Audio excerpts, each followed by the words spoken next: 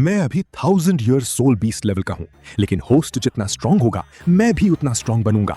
और कीमत सिंपल है, तुम मेरी होस्ट बनोगी। बदला और ताकत के लिए विवियन ने तुरंत ये डील मान ली। बहुत बढ़िया, अब चलो उस फ्लेम ड्रैगन से हिसाब चुकाते हैं।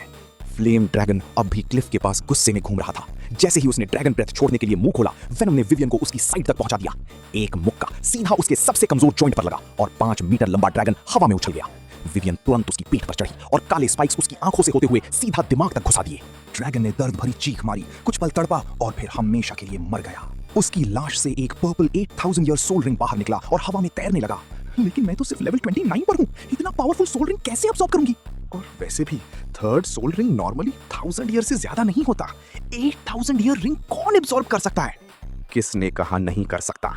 वेनम का काला लिक्विड बाहर निकला और काउंटलेस थ्रेड्स बनकर ड्रैगन की लाश में घुस गया। ड्रैगन का फ्लैश और एनर्जी तुरंत एब्सॉर्ब होकर सबसे शुद्ध पावर में बदल गई और विवियन के शरीर में लौटने लगी।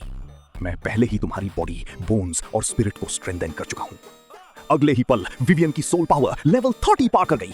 साथ ही वेनम भी ड्रैगन एसेंस एब्सॉर्ब कर रहा था और उसकी सबसे बड़ी कमजोरी, आग का डर भी धीरे धीरे खत्म होने लगा। अब सोल रिंग एब्सॉर्ब करो।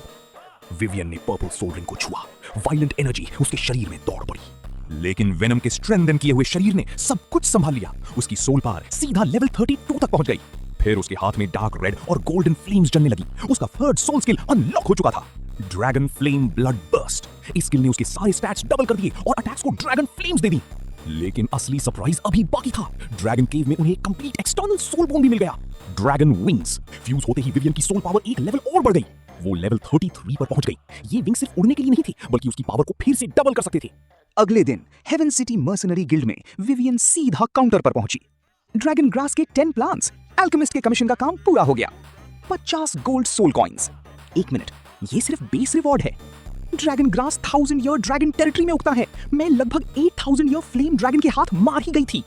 गिल्ड के रूल्स के मुताबिक डेंजर बोनस भी मिलना चाहिए था। ये सुनते ही मैनेजर के माथे पर पसीना आ गया।